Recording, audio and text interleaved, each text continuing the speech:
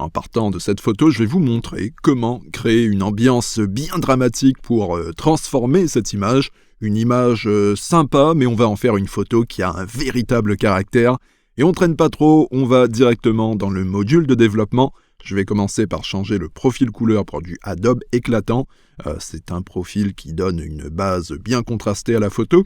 Ensuite, je vais éclaircir un petit peu la photo pour qu'on distingue un peu mieux les détails dans la partie basse. Après, je ne cherche pas non plus à tout montrer, donc comme ça ira très bien. Ensuite, le style au niveau couleur et contraste en utilisant mes presets gratuits. Celui-ci est très bien adapté pour les ambiances sombres. Là, toute la partie basse est très sympa. Je vais m'attaquer au ciel maintenant avec un filtre gradué, placé de haut en bas.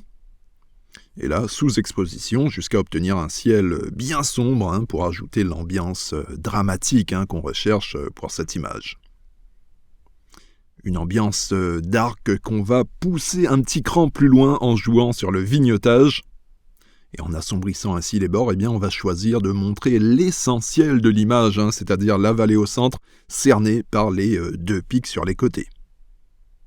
Bien, un excellent résultat en quelques clics seulement, et on va continuer maintenant en jouant sur les contrastes en ajoutant des points de lumière pour donner encore plus de relief à cette image. Je fais ça avec les presets de lumière qu'on va personnaliser, puisque là c'est trop clair.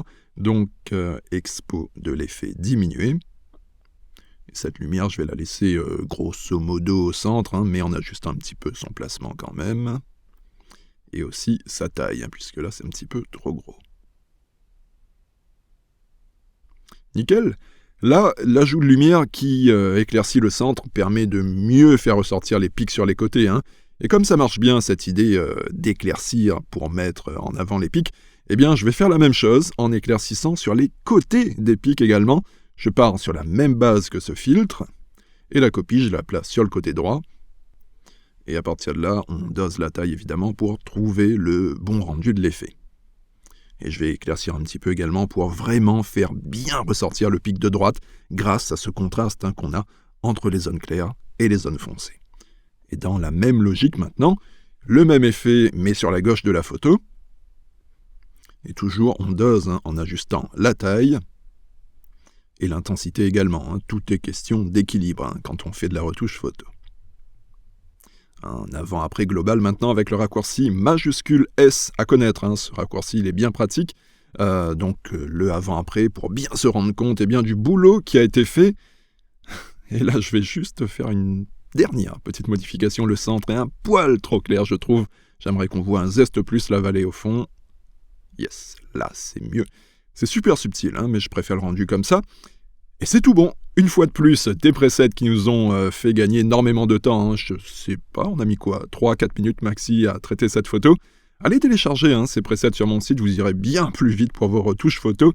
Et en plus, ça vous permettra d'explorer des styles un petit peu différents sur vos images.